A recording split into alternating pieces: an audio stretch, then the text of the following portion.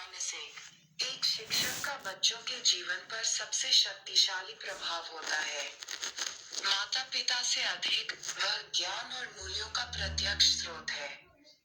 ज्ञान को विधि, रुचि और समर्पण के साथ देना होगा और मूल्यों को स्वयं शिक्षक को जीना होगा।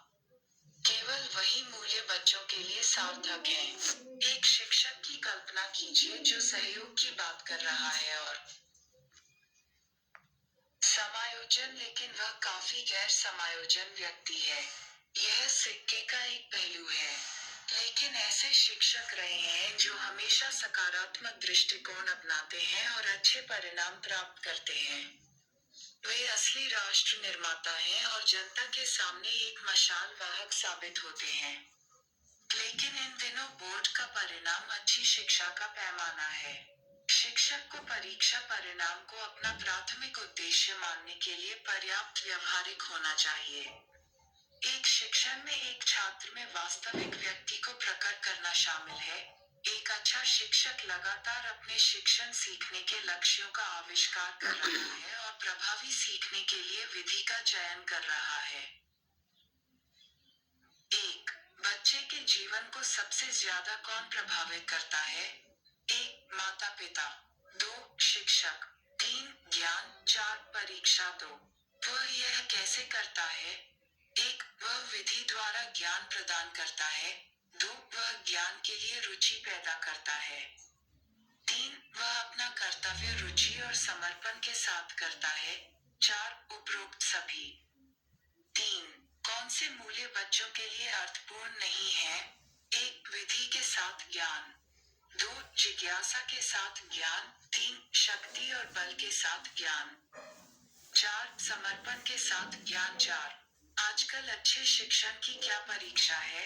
1. बोर्ड परीक्षा में उनके छात्र जो परिणाम प्राप्त करते हैं।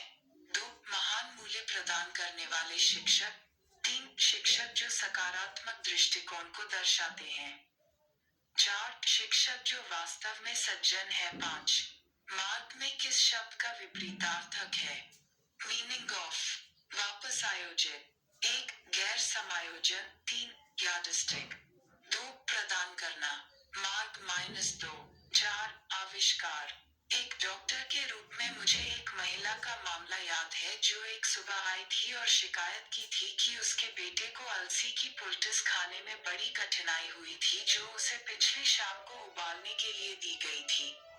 जैसा कि पोल्टिस ने लड़के को कुछ भी अच्छा नहीं किया, उसने दवा बदलने के लिए कहा।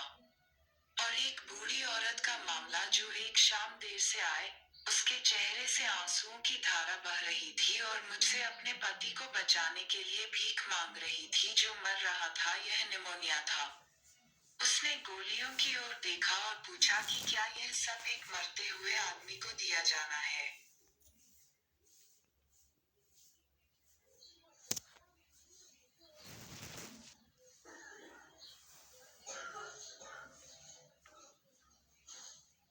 अच्छा बनाना।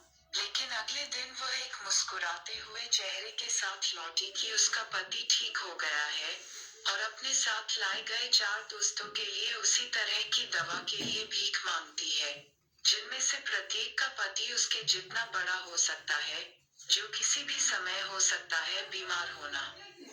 6. डॉक्टर ने अलसी की पुलटिस को एक ब्रोच लेने के लिए दिया। 2. सप्ताह में केवल एक बार लिया जाता है। 3. केवल बाहरी रूप से लगाया जाता है। 4. वैकल्पिक दिनों में उपयोग किया जाता है। 7. बुढ़िया जानती थी कि उसका पति 1. उसके शरीर पर फोड़े हो रहे थे। 2. गंभीर रूप से बीमार था। 3. पेनुमोनिया से पीड़ित था। 4. आवश्यक अलसी की पुलटिस। 8. बुढ़िया 1 को विश्वास था कि गोली उसके पति को ठीक कर देगी। 2. गोलियों में बहुत कम विश्वास था। 3. गोलियों की एक बड़ी मात्रा चाहता था। 4. गोलियां लेने से मना कर दिया। 9. बुढ़िया के 4 दोस्तों के पति पीड़ित थे। 1. वृद्धावस्था की समस्याएं। 2. पेनुमोनिया। 3. त्वचा की सूजन। 4. उस समय कुछ भी नहीं। 10. मुस्कराते हुए मुख का अर्थ है। 1. चमकता चेहरा। 3 खुश दिखना। 2